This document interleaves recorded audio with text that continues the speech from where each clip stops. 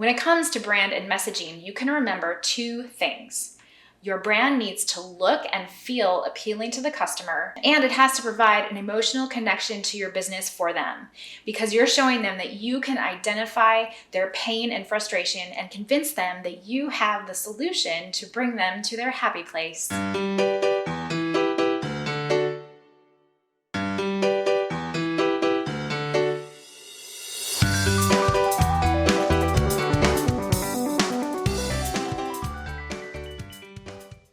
I'm Kelly, your integrated marketing co-pilot. I help navigate your marketing in a way that makes it cohesive while making the maximum impact on your business. In a previous video, I talked about integrated marketing, what that means and why it's important to your business when so many marketing experts talk about very specific tools and tactics that work in their marketing.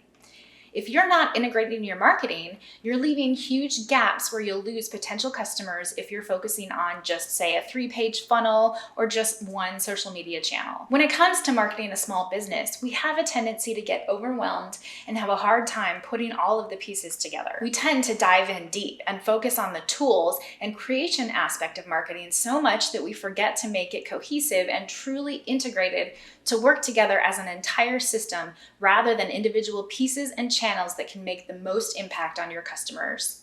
We have an idea and we dive right in to implement it. But if we were to take a pause and look at 6 pillars of integrated marketing, we'd find we've actually created a very complete and streamlined strategy for assuring our marketing is taking our potential customers through a very cohesive experience. What if you're really good at sending out emails? One of your subscribers forwards a great email to a friend.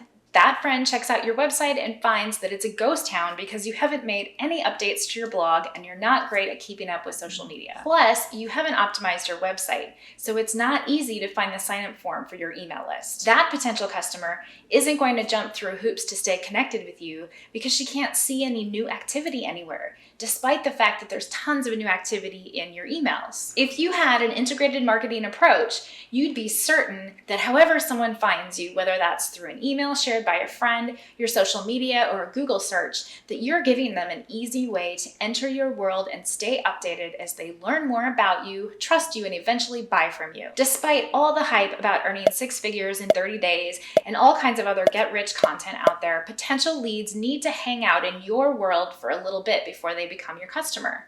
There are exceptions to this, but you'll generally find it's true. But guess what? People forget things quickly, and just because they found you and want to stay connected doesn't mean they're going to search you out. You need to get in front of them to assure they see you, like taking them on a luxury airplane ride to the most exotic location, but then you push them out of the plane with just a parachute halfway before they reach paradise. That's what you're doing if you don't integrate your marketing and plan a great customer journey. Enter the 6 pillars of integrated marketing. These are things that keep your customer from jumping out of the plane before they reach their destination. So let's take a look. The 6 pillars are brand and messaging, traffic and communication channels, products and offers, technology and automation, data, process and systems. Let's dive into each one. For your brand and messaging, there can be a lot of confusion about what exactly a brand is and what messaging means. When it comes to brand and messaging, you can remember 2 things. Your brand needs to look and feel appealing to the customer, and it has to provide an emotional connection to your business for them, because you're showing them that you can identify their pain and frustration and convince them that you have the solution to bring them to their happy place. This not only consists of your logos, fonts, colors, etc., but it also includes the main purpose of your business, who your ideal customer is, and what unique problem they have that only you can solve. If those things aren't clear to your customers, you won't get them to even look further. For your traffic and communication channels, so how do we tell your customers our message? This is where your traffic and channels come into play. You have to strategically choose where you're going to find these people and what methods of communication you're going to use.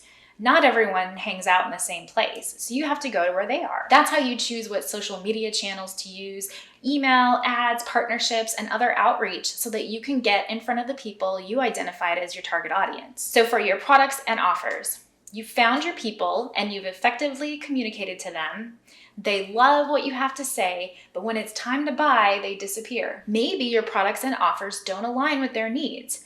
There's a whole bunch of factors that make up a good product or an offer, but on the most simple level, no matter what the product is, it has to provide a clear result. Someone has to think that they need that result, and they have to view the cost as equal to or less than the value they'll receive. When it comes to technology and automations, okay, great. We've done a good job at conveying our values and that we understand our customers. We've communicated with them in the right places, and we put an offer in front of them that is of good value. We're getting excited because they're primed and ready to buy. Not so fast. If our technology and automations aren't working properly in alignment with the things we've talked about, it doesn't matter how perfect our product is for them if we make it difficult for them to purchase.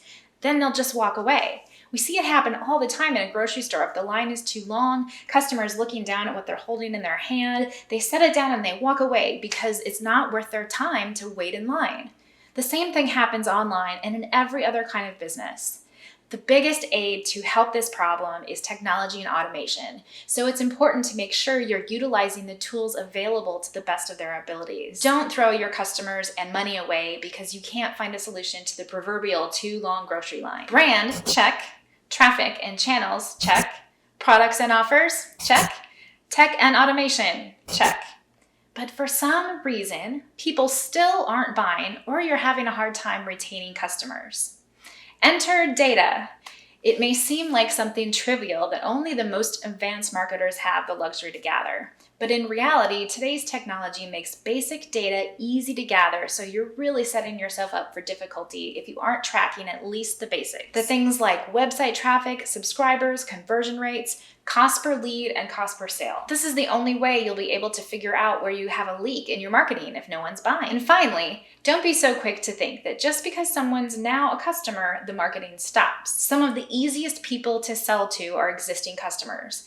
They already know you and your products, so they don't have to take as much risk buying from you. They're absolutely worth marketing to, and that's where your process and systems come into play. If you're providing customers a great experience after they purchase, they're much more likely to refer you to a friend and purchase from you again. Don't miss the opportunity for one of the least expensive ways to make sales and create long-lasting, loyal customers. There's a reason that these elements are pillars rather than a pyramid or something that has to happen in a sequential order. They very closely follow the customer journey, but the reality is that one or two pillars can be slightly off and the other pillars will hold the rest of your marketing up. So don't panic just because you identify places that need work.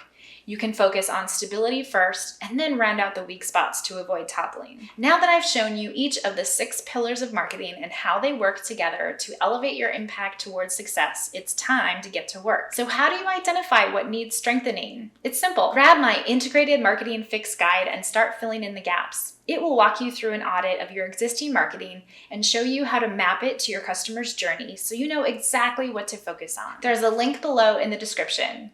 Don't forget to like, comment, share, and subscribe for more.